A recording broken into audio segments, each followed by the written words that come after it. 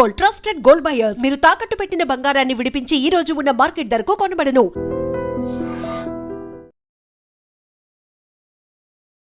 Welcome to iDream. నా పేరు లుంబిని. ఈ మధ్య కాలంలో చూస్తుంటే యంగ్స్టర్సే సడన్ గా కార్డియాక్ అరెస్ట్ అవ్వడము, లేదంటే హార్ట్ అటాక్స్ అవ్వడము ఇవన్నీ చూస్తున్నాం కదా. వీటి వెనక రీజన్స్ ఏమై ఉంటాయి? అట్ ద సేమ్ టైం వీటి నుండి బయటపడే మార్గాలు ఏమైనా ఉన్నాయా డిస్కస్ చేద్దాం. మనతో పాటు సీనియర్ కార్డియాలజిస్ట్ డాక్టర్ ఏ సాయి రవిశంకర్ గారు ఉన్నారు. Let's talk to him. Hello sir, నమస్తే. సో అన్ఫార్చునేట్లీ ఈ రీసెంట్ టైమ్స్ లో చూసుకుంటే ఒక యంగ్ షటిల్ ఆడుతున్న ఒక ప్లేయర్ 25 years తనకి. సో సడన్ గా కోర్టులోనే అలా బ్యాడ్మింటన్ ఆడుతూ కుప్పకూలిపోయాడు. చూస్తే హాస్పిటల్ తీసుకెళ్లేసరికి ఇమీడియట్ గానే చనిపోయాడు అని చెప్పేసి విన్నాము. సో ఈ సడన్ కార్డియాక్ అరెస్ట్ అనేటివి ఎందుకు జరుగుతున్నాయి? It's a very unfortunate incidents అండి. నేను లాస్ట్ 7 years పెట్టి కంటిన్యూస్ రెగ్యులర్గా 5:30 to 7:30 మేము ఆడతాం కల్ట్ కొండాపూర్లో. చాలామంది యంగ్స్టర్స్ ఆడుతుంటారు.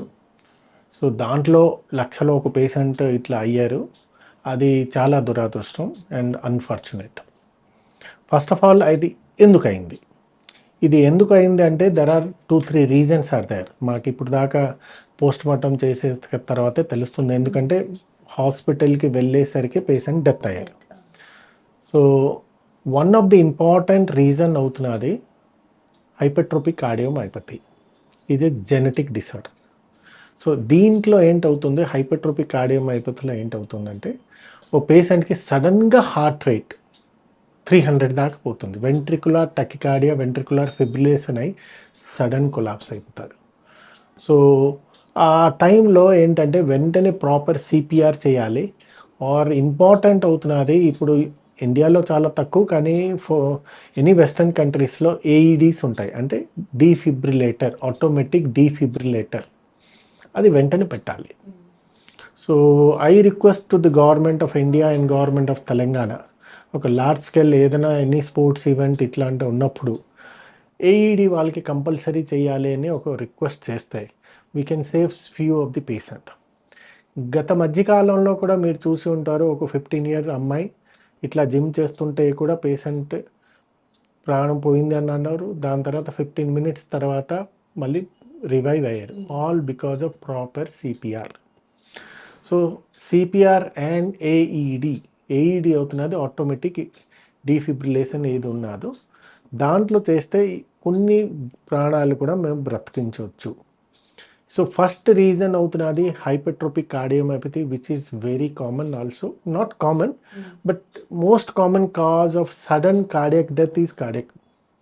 25 yearsలో heart attack second possibility or third possibility, not first possibility. So దీనికి ఏం చేయాలి? ఫస్ట్ మేము ఆలోచించుకోవాలి ఏంటంటే, ఏ పేషెంట్ ఎవరైనా పర్సన్ ఒక అథ్లెటిక్ ఎయిదర్ జిమ్ వెళ్ళి, బ్యాడ్మింటన్ వెళ్ళి, ఎక్కడికైనా వెళ్ళి ఒక ప్రాపర్ కార్డియాక్ చెకప్ చేయించుకోవడం కంపల్సరీ. సో కార్డియాక్ చెకప్లో మేము ఫ్యామిలీ హిస్టరీ తీసుకుంటాం, ప్లస్ ఈసీజీ తీసుకుంటాం, ఇకో చేసుకుంటాం and basic parameters like sugar and creatinine చేస్తాం. దానివల్ల మాకు తెలిసిపోతుంది ఈ patient, this person is prone for sudden cardiac death కాదా మాకు తెలుస్తున్నది. So now we have done AI into the ECG. హార్ట్లో మేము ఈఐసీజీ వచ్చి కూడా ఒక ఈసీజీ చేసాక మేము ఏఐ వల్ల కూడా మేము చెప్పగలం కి this patient is prone for sudden cardiac death or not. So దీనివల్ల మాకు సో మెనీ లేటెస్ట్ టెక్నాలజీ వచ్చింది. మీరు 20 years అవని, 25 years అవని, మీరు బ్యాడ్మింటన్ రెగ్యులర్ అథ్లెటిక్ బ్యాడ్మింటన్ వెళ్తే ఒక్కసారి మీరు ఖచ్చితంగా ECG, eco and some blood parameters మీరు చేయించుకుంటేనే మంచిది. హూ నోస్, దాంట్లో లక్షలో ఒక పేషెంట్ కూడా అవ్వచ్చు ఇట్లా ప్రాణం. సెకండ్ అవుతున్నది some of the congenital disorders అవుతున్నది, లాంగ్ క్యూటీ సిండ్రోమ్స్ అవుతుంది, బ్రుగెడా సిండ్రోమ్స్ అవుతుంది. ఇవన్నీ కూడా జెనెటిక్ కాదు.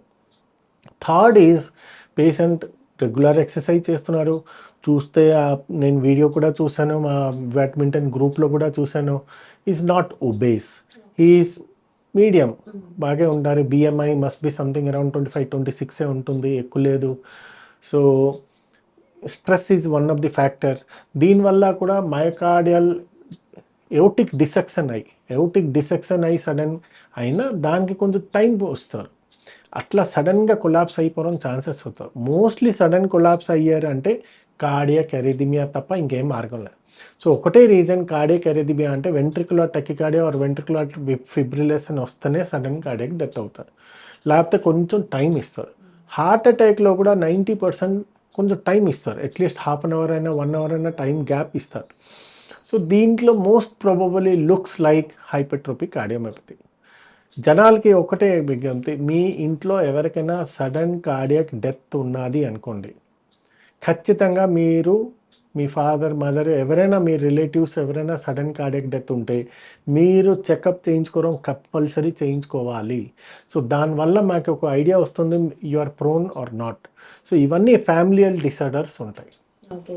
సో మోస్ట్లీ ఇది సడన్ గా అవుతుంది అంటే అసలు ఎలాంటి సిమ్టమ్స్ ముందు చూపించదు సార్? చూపెడుతుంది అంటే మామూలుగా కొంచెం బ్రెత్లెస్నెస్ ఉంటుంది, దడదడ ఉంటుంది, కానీ వీళ్ళు ఎగ్జార్సన్ ఉన్నది కదా అని కొంచెం కూర్చుంటే తగ్గిపోతుంది ఇది.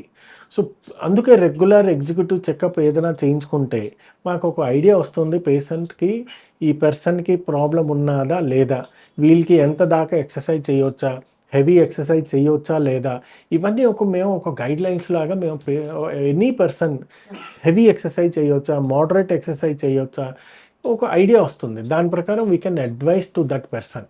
ఓకే. సో ఎవరైనా ఎక్కువగా స్ట్రెయినర్స్ ఎక్సర్సైజెస్ చేసినా కూడా ఎనీథింగ్ ఎవరైనా పర్సన్ అవుని నేనేదో 1 monthలో 10 kgs తగ్గిపోతాను అని అనుకోవడం తప్పు. బాడీ ఎంత దాకా సహకరిస్తుందో అంతే మీరు ఎక్సర్సైజ్ చేయండి.